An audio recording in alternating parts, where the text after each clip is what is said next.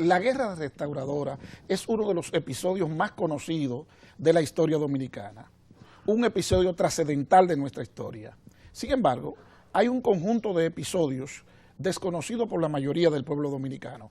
Aprovechando este panel, a propósito del 154 aniversario de la gesta restauradora, quisiéramos preguntarles a nuestros distinguidos invitados, ¿cuáles fueron los pormenores en términos de la subjetividad que hicieron posible el levantamiento del 16 de agosto? Bueno, Dantes, se ha planteado que para que se dé una revolución se necesitan que dos condiciones importantes converjan en una coyuntura dada, y es la condición subjetiva y las condiciones objetivas. En el caso del contexto que estamos tratando, las condiciones objetivas venían dadas por la crisis económica que se estaba dando en ese momento, por esa gran carga impositiva que los españoles impusieron y que la formación social y económica dominicana no soportaba. Ya se mencionó la ley de bagaje, se mencionó aquí inclusive el querer o pretender obligar a que los campesinos, si tenían 2 o 3 mujeres, dejaran las otras y se casaran con una, lo que afectaba significativamente la descendencia de los otros, porque iban a quedar en condiciones de hijos naturales, por una parte. La otra parte es la esperanza del pueblo de que el bienestar llegara, y el bienestar no llegó nunca. Dentro de las condiciones subjetivas estaba entonces el maltrato a que estaba siendo sometido el pueblo, diciéndole a los españoles: negrito come coco, si tú estuvieras en España, en Cuba o Puerto Rico, tú valías 20 maravedí. El desprecio por los funcionarios nuestros que no fueron incorporados a la burocracia colonial, inclusive el desprecio por el ejército nuestro, donde los españoles consideraban que aquí había más generales y más grados que en el ejército imperial español en el mundo entero. Quiere decir que hasta las condiciones de color nuestra incidió en que los españoles nos despreciaran. Ahora, la obligación que ellos se hicieron acreedores al concertar con Santana la base de consolidación para la anexión, prometiendo construir urbanizaciones, un tren que circunvalara la parte española, el calado del puerto de Santo Domingo para que barcos de alto calado pudieran entrar, nada de eso ocurrió, por lo tanto se empobreció el pueblo.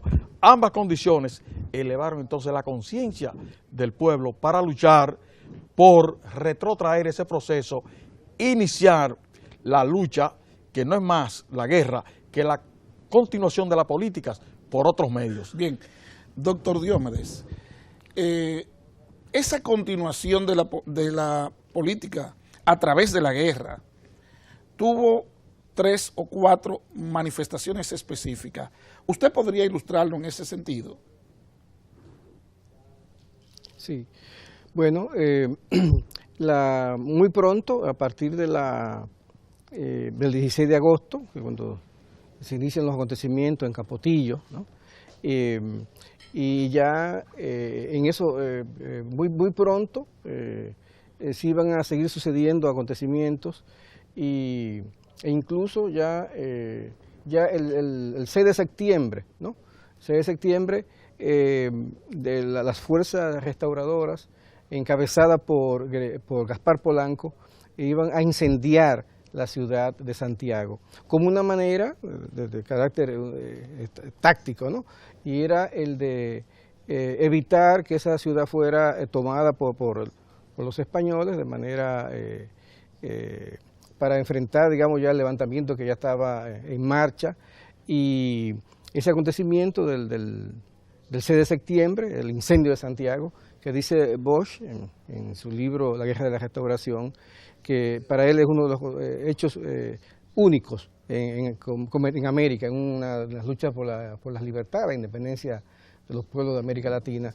Y con ese acontecimiento se iba a sellar definitivamente lo que sería el curso de la guerra. Es decir, ya no era posible que al destruir Santiago, ya todo el interés de los españoles por esa ciudad iba a mantenerse, porque podía ser una cabeza de playa, pero ya en ese sentido ya se definía el destino de la guerra y ya muy pronto, el gobierno de la restauración iba a ser constituido, ya en términos jurídicos, iba a marcar una nueva etapa en todo el proceso de la lucha por la guerra de la restauración. Sin embargo,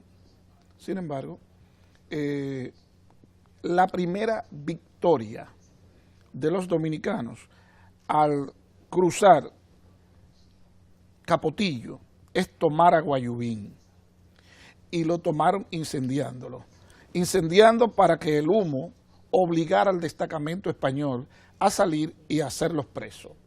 Ese mismo criterio primó para quemar bohíos alrededor de la fortaleza y hacerlos presos. Hay testimonios españoles y redacciones de informes militares en ese sentido. Lo de Bosch es una interpretación válida, pero hay el antecedente de Guayubín. Antes del incendio propiamente de Santiago, se hablaba de la guerra de Guayubín o revolución de Guayubín, que pretendía sublevar a todos los pueblos fronterizos y cibaeños. A partir del 6 de septiembre y a partir de que las tropas, el batallón de la Reina, el batallón venido de Cuba y de Puerto Rico se incorporan a los refuerzos de Puerto Plata para reconquistar Santiago, sufren un nuevo revés, un revés catastrófico. Ya Buceta había sido derrotado y Buceta será el gran torturador del ejército libertador constituido con los campesinos y la pequeña burguesía en el Cibao. Esa expansión, Álvaro, ese llevar la guerra a todos los confines del territorio nacional, ¿qué nos puede decir en ese sentido? ¿Y cómo emerge la figura del joven Luperón en esas circunstancias? Bueno, yo quiero remontarme un poquito atrás. Esas condiciones subjetivas que propiciaron levantamientos esporádicos en Moca, en Neiva, San Juan, en Neiva, fue el condicionante de que sí se podía luchar en contra de la dominación española. El sacrificio de Sánchez, que entró con su expedición por el cercado, por las matas. La guerra de la regeneración. El movimiento de la regeneración. Y que fue prácticamente un fracaso militar en términos de que el presidente Jeffrá le negó o suspendió la ayuda a Sánchez por la amenaza española de que iban a bombardear a Puerto Príncipe si continúan ayudando al movimiento insurreccionario en la frontera y en territorio haitiano. Pero no se la negó, llegó tarde, que no es lo mismo. No se la negó en el sentido, no que se la negó, sino que se la retiró.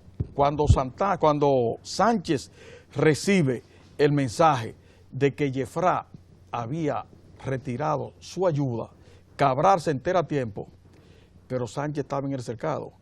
Y Fernando Tavera se va a enterar en la Mata de Farfán y se van a retirar inmediatamente a Haití, cosa que no la pudo hacer Sánchez. Y parte de la gente que acompañó a Sánchez, que le dio apoyo logístico, prácticamente se vendieron, como fue el caso de Santiago de Olio. Cuando yo hablo de que Sánchez recibió una aprobación de Jeffrá tardía, es que hubo 3 entrevistas y en las 2 primeras no le dio el apoyo. Claro. Cuando vino a dárselo, ya los hechos estaban prácticamente consumados. Pero más sin embargo, él sale de Haití. Ahora, y lo que pasa no es solamente la enfermedad de próstata de Sánchez, sino que Sánchez piensa como militar y no como político en la coyuntura del cercado. Si Sánchez piensa como militar, iba a pensar que sobreviviera la expedición y que se mantuviera la chispa de la libertad encendida. Pensó como militar y no quiso abandonar a sus hombres. A él se le propuso subir a la zanca de un caballo y lo iban a sacar. Y él dijo que no, que si su gente no iban a salir, él fue que lo llevó. Pero es que un militar tiene que dar el ejemplo personalmente. No lo dio. Porque a diferencia, profesor Camaño, de lo que usted ha planteado, que está pensando como militar, a lo largo del exilio, 4 años, a su regreso en el 48, y su compromiso con Báez es justamente para diferenciarse con Santana, que los había expulsado, y ahora en el exilio en Curazao y organizar el movimiento, es un hombre que está pensando, si lo leemos sobre todo, en el manifiesto a los dominicanos y sobre todo la histórica frase de por dónde entro, Claro. que va a ser utilizada por los enemigos de él para aislarlo, y teniendo en cuenta que había una receptividad a favor de Santana en San Juan, todos esos factores pesan. Sí, No sí, es sí. solo el hecho militar de que no Sí, quiso salir. yo pienso, Dante y Álvaro, que ¿Me pueden dar un permisito? El asunto es que perfectamente Sánchez tal vez pudo escapar, no así el grueso de los hombres que lo acompañaban. Entonces, su compromiso no solamente era con la patria, sino con la vanguardia que él tenía bajo su mando. Y por eso prefirió prácticamente sacrificarse, dando el ejemplo de que no abandonó sus hombres, que haberse retirado a Haití. Sí. Entonces, Jeffra hizo eso porque los españoles dijeron aquí que iban a revisar el Tratado de Aranjuez y que habían 7.000 kilómetros cuadrados que los haitianos se habían apropiado violando el tratado y que lo iban a recuperar. Es de ahí que Jeffra luego va a pensarlo de nuevo Y a reconsiderar va su a posición. reconsiderar su posición. Bien, estamos contestes en la interpretación de eso, excepto en que usted mantiene la posición de que Sánchez debió haberse quedado. Y yo digo, haberse retirado. No, que pensó como un militar. Pero y es que por yo eso, estoy de acuerdo el con caso de eso. Camaño es el mismo. A Camaño lo iban a ayudar a salir de la encerrona, pero cuando él vio a Lalane herido, Mire, Jale Germán le dice, comandante, la guerrilla debe sobrevivir, avance. Y él hasta le dijo, carajo, ¿y desde cuándo un subalterno comanda, le da órdenes? Y no quiso abandonar a su amigo Lalania. Y ahí porque se consume el cerco. Murió Sánchez y murió Camaño. Pero un comandante tiene que estar ahí dando el ejemplo, porque Como de lo como lo dio contrario él, desmoraliza las tropas. como lo dio él, por y eso sobre mismo. todo el Claro. hecho, yo pienso que el hecho de los sucesos ocurridos son los sucesos, es decir, y a partir de ahí todo lo que significó eso como una expresión de lucha, de entrega, fue lo que en gran medida iba a determinar el proceso de la guerra restauradora, es decir, cómo una vez comienza la guerra, es decir, en Capotillo, ya los hechos que mencionaste de Guayubín, pero fundamentalmente los acontecimientos del 6 de septiembre en Santiago, luego ya la misma presencia del gobierno restaurador encabezado por Pepillo Salcedo, y entonces iba, y que muy pronto, esto es muy importante que los dominicanos, es decir, cuando un pueblo toma conciencia de sus compromisos, de sus deberes históricos, y sobre todo por una situación socioeconómica, es decir, tanto como señalaban, las razones subjetivas y objetivas de ese proceso, toda la sociedad dominicana, todos los sectores, desde los echadías en el campo, los campesinos, ¿no? Hasta la clase media, los pequeños comerciantes, los intelectuales, se integraron a esa guerra. Es muy importante, que se llama guerra de la restauración, pero las características de ese proceso, su misma declaración de restauración, por la independencia frente a España, la presencia de una serie de proclamas, incluso que reflejan una visión bastante avanzada para el momento, es decir, lo que era ese proceso, una revolución liberal, pero también las constituciones, la constitución de 65, a partir de todos esos sectores liberales, la presencia de Espaillá, de Bonó, del mismo Filomeno de Rojas, es decir, una cantidad en ese proceso también, la misma presencia de gente joven, ¿no? Como sería después un gran historiador, caso de José Gabriel García y todos esos sectores.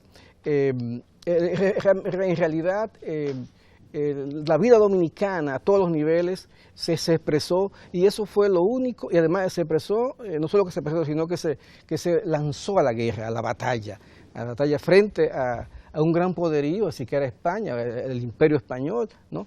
Que con más de 50.000 soldados, claro, la mayoría españoles, ¿no? Y bien armados, y también cubanos, puertorriqueños, y la parte dominicana que los acompañó, obviamente. Pero en el caso de los dominicanos rebeldes, insurreccionados, encabezados por Gaspar Polanco en su primera etapa, ¿no? Todo ese grupo, y Monción, Mella. Exacto. Todo ese grupo de dominicanos iba a producir ese acontecimiento que con apenas unos 15.000 a 17.000 soldados dominicanos en la lucha iba a vencer finalmente en julio. Fue antes, en julio se van las tropas, iba a vencer ese gran poderío español, esa gran fuerza española armada, y los dominicanos apenas con machete, después con fusiles y eso, y la aplicación en ese proceso del método de la guerra de guerrillas inventado, es decir, creado, no creado, sino más bien sintetizado, porque ya Enriquillo y todo eso habían aplicado eso. Y además había escrito su Mella, Matías Ramón Mella, su manual sobre la guerra de guerrilla, que fue tan útil en todo ese proceso. Entonces, creo que es muy importante todo ese proceso. En esa síntesis de enseñanza que se puede tomar, falta un elemento fundamental.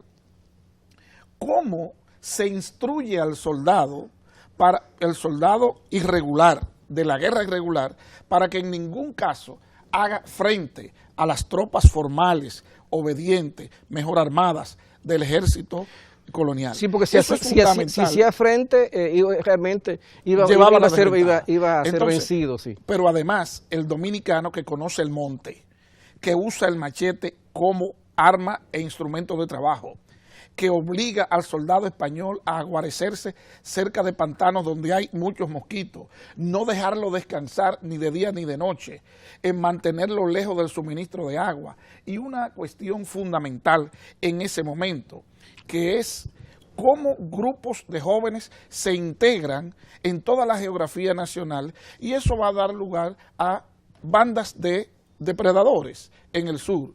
En el caso de Florentino, ese Florentino que ha sido apologéticamente defendido por Sócrates Nolasco, y ese mismo y la Gándara que acusa a Florentino de pillaje y de violaciones en Baní, va a traer una figura que era de la reserva del ejército y que no combate, como se ha dicho, a favor de los españoles, sino en contra del bandolerismo social que está en todas las guerras, en todas las actividades. Yo pienso que a Máximo Gómez en la historia dominicana no se le comprende porque se ignora el fenómeno del bandolerismo social. No obstante, la defensa, insisto, apologética que hace el historiador Sócrates Nolasco de la figura. Cuando se va porque está identificado, porque aquí hay mucha gente que defiende la condición española, pero no porque sea necesariamente un traidor. Pero en la otra balanza está el personaje llamado Gregorio Luperón, un personaje que marca la diferencia entre una generación y otra. Un profesor de la Universidad Autónoma de Santo Domingo, el profesor Filiberto, ha escrito un texto sobre Mella y ha dicho que Mella es el enlace de la generación del 44 y los restauradores. Yo diría que Gregorio Luperón es la continuación histórica de todas las luchas que se llevaron a cabo a lo largo de 12 años de la dominicanidad frente a los intentos haitianos de recuperar el territorio dominicano para usufructuar sus recursos, como hicieron durante 21 años. Por eso me parece pertinente. Pero no solo contra los haitianos, sino contra la anexión a los Estados Unidos y la enajenación de la vía de Samaná. Pero eso va a venir después. Claro. Que yo propongo que hagamos un corte ahora para continuar en un tercer momento con la figura de Gregorio Luperón.